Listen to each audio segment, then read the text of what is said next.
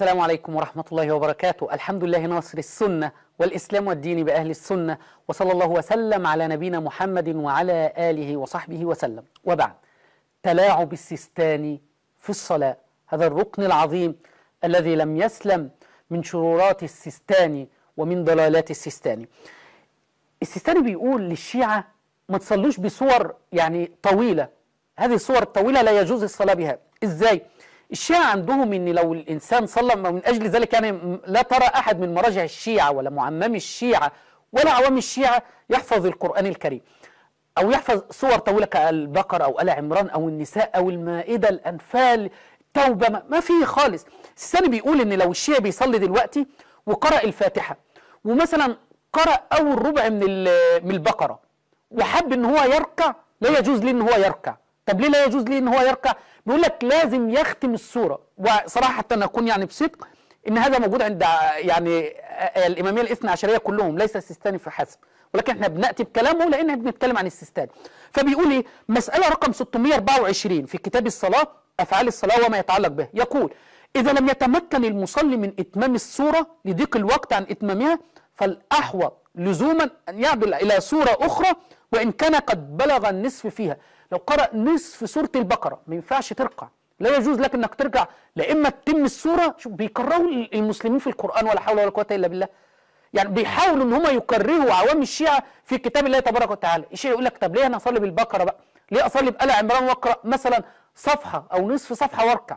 لا، بيقولوا لازم انك تترك السورة ديت وتجري تذهب سريعا، تأتي بسورة قصيرة مثلا كالكافرون أو قل والله أحد كما يقول هنا كالتوحيد أو الكافرون، لأنه لا يجوز لك أنك تركع بدون إتمام سورة، ولا حول ولا قوة إلا بالله. يبقى تقرأ سورة البقرة أو أي سورة، الكهف قرأ أول صفحة، حب أن يركع، لا، يقوم يقلب على طول ويقوم جايب مثلا قل هو الله أحد الله الصمد لم يلد ولم يولد ولم يكن له كفوا أحد، وبعدين يركع. من أجل ذلك أنا أقول لك عزيزي المشاهد، لا ترى، احنا تحدينا على شاشة صفا هنا من قبل مراجع الشيعة أن يقرأوا القرآن يعني صحيح، وعملنا حلقات كثيرة عن أخطائهم وبدعهم حينما يقرؤون القرآن الكريم. فدي بدعة جديدة يعني موجودة في دين الإمامية الاثنى عشرية، ما قال بها علي بن أبي طالب ولا قال بها أحد من آل بيت رسول الله صلى الله عليه وسلم. طامة أخرى، السيستاني من ضلالات السيستاني في الصلاة بيجيز أن يشرب الشيعي الماء في الصلاة، يجيز السيستاني شرب الماء في الصلاة. الشيعي هو بيصلي وعطشان يقوم شرب المية. طب ازاي الكلام دوت؟ قال السيستاني في كتابه من منهاج الصالحين المجلد الأول صفحة 236، بيقول الشيعي، انتبه يا عزيزي المشاهد، يعني حاول أيها الشيعي اكتب ورايا علشان لو تشوف الكلام ده وتسأل فيه فعلا هل نحن نكذب عليك أم هذا حقيقي موجود في كتب السيستاني. كتاب منهاج الصالحين سيد السيستاني المجلد الأول صفحة 236، وابحث عن هذا الكلام. السيستاني بيقول ايه؟ يستثنى من ذلك ما إذا كان عطشانا مشغولا في دعاء الوتر. واحد بيصلي وصايم، هيصوم يعني في هذا اليوم وشغال في دعاء الوتر وخلاص الفجر هيخرج، وهو يعني قاعد يدعي ومشغول في الدعاء ومش عايز يقطع الدعاء. فيقول السيستاني: وكان الفجر قريبا يخشى مفاجأته والماء أمامه أو قريبا منه قدر خطوتين أو ثلاثة، فإنه يجوز له التخطي. كمان يمشي في الصلاة، مش يشرب بس، يعني الماء أمامه هو خطوتين ثلاثة، يقوم ماشي خطوة اتنين ثلاثة، يروح يأتي بزجاجة الماء وبعدين يشرب، وبعد ما يشرب يعني يقوم راجع 3-4 خطوات دول تاني ويكمل الدعاء ويكمل الصلاة. يعني أنا خايف كمان مثلا 3-4 سنين يطلع لنا فتوى ان يجوز ان الشيعي يتسحر وهو بيصلي، يعني هو راكع كده يقوموا حاطين الاكل امامه او هو ساجد، يقوم من السجده الاولى يكون الاولاد حضروا له الاكل ويقعد ياكل معاهم، ويقوم من السجده الاولى يكمل صلاته الصلاه الشيعيه، ولا حول ولا قوه الا بالله.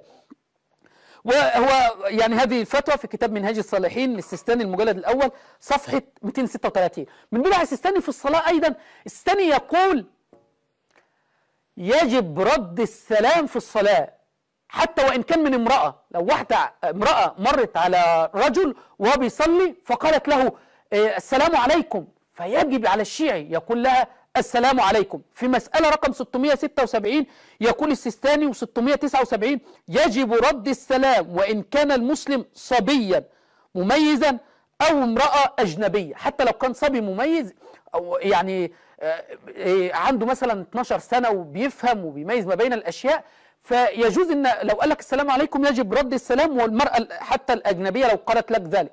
يعني واحدة عايزة تعاكس واحد وهو بيصلي، تعدي من جنبه في الحسينية تقول له السلام عليكم، يقوم ردت عليه. هذا في كتاب منهاج الصالحين الجزء الأول، الطبعة المصححة والمنقحة للسيستاني، في مسألة رقم 679. كما قلنا مفيش أي شيء للسيستاني، أي صوتيات للسيستاني، ومفيش أي محاضرات للسيستاني. فأتينا لكم بشرح الرسالة العلمية من المعمم، شرح الرسالة العلمية للسيستاني من المعمم صباح شبر في برنامج ليتفقهوا في الدين. هيا بنا نشاهد هذا الفيديو وهو يكرر الكلام الذي قاله السيستاني. هيا بنا نشاهد هذا الفيديو سويا. السلام المعفو في الصلاة رد السلام، بل ليس فقط معفوة وإنما هو واجب. إذا شخص قاعد يصلي وسلم عليه شخص، رجلا كان، امرأة، طفلا مميزة، حتى لو مبالغ عمره 10 سنين 12 سنة يفتهم ايش قاعد يقول. مرة طفل عمره 2 سنين معلميه أهله يقول سلام عليكم، هو هم قال ما يدري ايش قاعد يتكلم، يعني ما قصد التحية، لأن الآية تقول وإذا حييتم بتحية. هذا الطفل الغير المميز ما قصد التحية فلا يجب رده. أما إذا كان بالغ أو مميز وقصد التحية رده واجب. في غير الصلاة واجب، في الصلاة أيضا واجب، سوى أنه في غير الصلاة يتخير الإنسان بين رد التحية بمثلها أو بأحسن منها. طبعا إذا ردها بأحسن منها كان أفضل، وإذا حييتم بتحية فحيوا بأحسن منها أو ردوها. بالصلاة ما لحق يحيي بأحسن منها، بل الأحوط أن يجيب نفس الصيغة. قال له سلام عليكم يقول له سلام عليكم، لا يقول له عليكم السلام. نفس الصيغة التي قالها الطرف يقولها له، لا يزيد فيها شيئا ولا ينقص. سبحان الله، ولا حول ولا قوة إلا بالله. شفت الورع؟ بيقول لك لا خلاص، قال لك سلام عليكم تقوم انت عامل زي البغبغاء تقول له سلام عليكم. قال السلام عليكم ورحمة الله، يكون الشيعة عامل زي البغبغاء ويقوم قايل له السلام عليكم ورحمة الله. شفتوا يا شيعة يعني ازاي هؤلاء المراجع وهؤلاء المعممين بيهنكم لدرجة ايه؟ الثاني بيقول لك يجب، يعني زي ما انت سمعت الآن بيقول لك يعني من المعافى عنه بل يجب رد السلام في الصلاة، ولا حول ولا قوة إلا بالله. بيقول لك يأثم لو الشيعي ما عملش كده، يأثم لو كمل الصلاة. واحدة عدت امرأة أجنبية وقالت له سلام عليكم وما ردش عليها، او عيل صغير عدى وقال له سلام عليكم ما ردش عليه، يأثم، يشيل ذنب، حرام عليك. لا، رد عليه، قول له سلام عليكم، قل السلام عليكم ورحمة الله وبركاته كما يحييك. قال لك حياك الله يا فلان، قول له حياك الله يا فلان، ولا حول ولا قوة إلا بالله. من بدع وضلالات وانحرافات السيستاني في الصلاة بيحرم بعض السور أن تقرأ في الصلاة. الشيعة عندهم صور بيسموها صور العزائم اللي هي فيها السجدة، عندهم 4 صور بس اللي فيها سجدة: سورة السجدة، سورة فصلت، سورة النجم، سورة العلق. دول ال4 صور فقط اللي فيهم سجدات في القرآن الكريم. بعد كده ما فيش سجدات في دين الإمامية الاثنى عشرية، في دين الشيعة ما فيش سجدات في القرآن.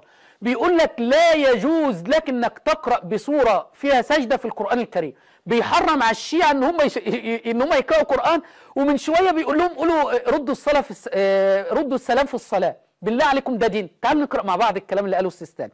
بيقول في مسألة رقم 600 في كتاب الصلاة: أفعال الصلاة وما يتعلق بها، المقصد الخامس أفعال الصلاة وما يتعلق بها. يقول: من قرأ إحدى صور العزائم في الفريضة، صور العزائم اللي احنا قلناها ال4 دول، وجب عليه السجود، وجب عليه السجود للتلاوة.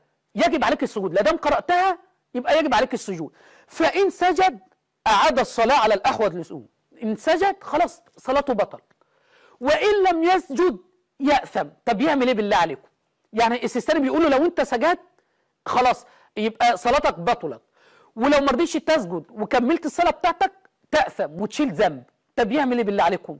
يعني يعمل ايه؟ قال خلاص يبقى لا يقرأ بها. وتذكر هذه السور في السجدة نسيانا، لو عملها نسيانا خلاص، لكن لو قرأ بسورة فيها سجدة وسجد صلاته تبطل، ولو ما سجدش يعني يأثم. ولا حول ولا قوة إلا بالله. فيكره القراءة سور العزائم في الصلاة. يبقى بيحرم على الشيعي ان هو يصلي بالقرآن ببعض سور القرآن، بيوجب عليه ان هو يرد السلام في الصلاة. يا شيعة ده فقه مين؟ فقه مين؟ كتاب تهذيب الأحكام اهو مليان كذب وضلالات على جعفر الصادق، وبتقولوا ده الفقه الجعفري. فقه مين بس؟ والله ده احنا أظن اليهود ما فعلوا ذلك في دينهم. ما هذه الانحرافات يا سيستاني؟ أين أنتم يا مراجع الشيعة؟ أجيبونا، ما هذه الضلالات التي يقول بها السيستاني؟ أيضا السيستاني بيقول لك في مسألة رقم 606 بيقول إيه بقى؟ يعني السيستاني بيفتي في بشيء لعوام الشيعة يعجز عنه. بيقول لهم إيه؟ تجب القراءة الصحيحة بأداء الحروف، إخراجها من مخارجها على النحو اللازم في لغة العرب كما تكون هيئة موافقته، ويجب عليه الإدغام والتنوين. يقول السيستاني هذا في الصلاة يجب على الشيعي أن يقرأ القرآن بهذه القواعد. طب نحن من الآن هو بنتحدى أي شيعي له جائزة من شاشة صفا، بنتحدى أي شيعي يأتينا للسيستاني وهو بيقرأ الفاتحة بالتجويد. هو بيقول لكم يجب أنك تقرأ القرآن بالتجويد في الصلاة. طب إحنا بنتحداكم يا شيعة، أنتم أنكم تأتون بقراءة للسيستاني، اطلبوا منه وسجلوا له ان هو يقرأ لنا سورة الفاتحة بالتجويد. ده دين السيستاني وده انحرافات السيستاني. ايضا السيستاني في القنوت قال السيستاني يجب القنوت او مستحب في جميع الصلوات. من اين اتيت بها؟ هل فعلها علي؟ هل فعلها النبي صلى الله عليه وسلم قبل علي؟ هل فعلها احد من ال بيت رسول الله صلى الله عليه وسلم؟ بيقول لك يجب في كل صلاة الشيعي بعد ما يخلص يقعد يعمل الحركات اللي بيعملها ديت، وبعدين يقف ويدعي في دعاء القنوت. ولا حول ولا قوة إلا بالله. يعني هذه بعض بدع وانحرافات وضلالات وتلاعب السيستاني في الصلاة، وما زال عوام الشيعة يسمعون هذا الكلام ولا يردون عليه. يقول لكم ردوا السلام في الصلاة ولا تردون عليه، يقول لكم لا تقرأوا ببعض السور في القرآن ولا تردون عليه، يقول لكم قول أمين تبطل الصلاة ولا تردون عليه، يعني يقول لكم لو صليتوا بصلاة أهل السنة والجماعة صلاتكم باطلة. أين أنتم من هذا يا شيعة؟ وفي الختام نوجه التحدي لجميع وكلاء السيستاني، لجميع مقلدي السيستاني، لجميع طلبة العلم في الحوزات، طلبة العلم الشيعي سواء في الحوزات العلمية في قم أو النجف أو البحرين. نحن نطلبكم على شاشة صفا في سلسلة مناظرات في إثبات عدالة السيستاني، في إثبات إسلام السيستاني قبل عدالته. فهل يوجد أحد منكم يوافق ويستطيع أن يأتي إلى شاشة صفا؟ اللهم اهد عوام الشيعة وخذ بأيديهم إلى نور مذهب أهل السنة والجماعة. هذا وصلى الله وسلم على نبينا محمد وعلى آله وصحبه وسلم، والسلام عليكم ورحمة الله وبركاته.